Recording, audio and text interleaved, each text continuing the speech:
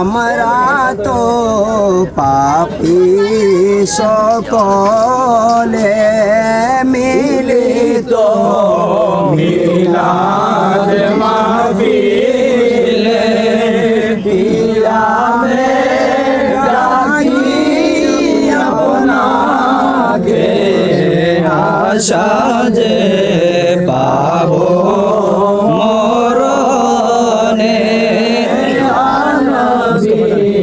সালাম আলাইকা ইয়া রাসূল সালাম আলাইকা ইয়া হাবিব সালাম আলাইকা সালাওয়াতুল্লাহ আলাইকা রাসূল আযম ইমাম। মিলাদ কিয়াম হলো আশেকদের হৃদয়ের কুরাক।